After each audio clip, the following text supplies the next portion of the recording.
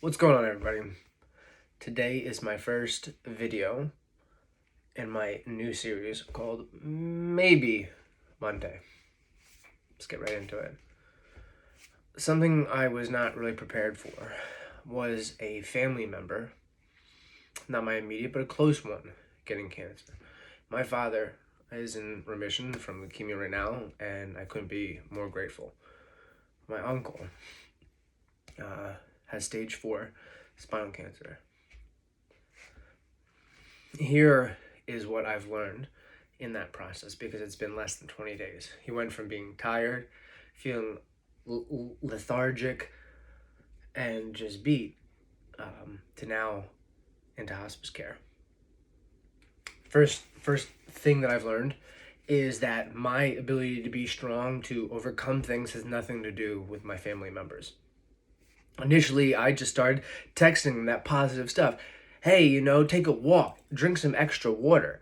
And I was completely not understanding that he was verbalizing something that was really, really serious. And because I and my personal opinions, I tried to push that on him. And I didn't take genuine stock of how he was really feeling. I asked those questions, but I didn't try to encompass and really, really listen. I was just being polite and waiting for his response.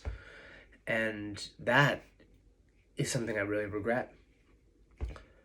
Next thing, I regret not pushing him to go seek medical professional advice when I felt strongly about that. It's not my life, and ultimately it's his choices. Could a month or a couple months before significantly lengthened his life? I don't know about that. But a closed mouth doesn't get fed. And again, you have to walk that fine line between, am I trying to impose my will on somebody because I need to validate myself? Or am I genuinely concerned and think that perhaps this person isn't taking optimal control, or they're not utilizing or reaching out and trying to find venues for life? Lesson 3, some people don't want to keep fighting. And that's the lesson I'm gonna leave with, that I've learned. And that's this. Who am I to say, keep on fighting? Keep on fighting, uncle. Keep doing this. That is narcissism, I think. And here's why.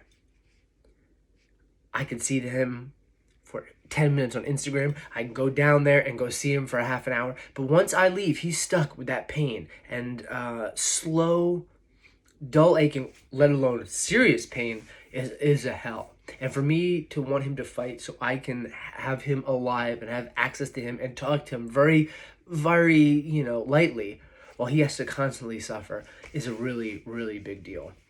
And whether you believe in Kevorkian or not, whether you believe that self-assisted suicide is wrong or not, we should contemplate taking into consideration why we want this person to be alive. When we usher the words, fight the good fight, just keep on fighting it, that we probably have no idea what they're going through. And perfect example, I said, have some water. I said, take a long walk.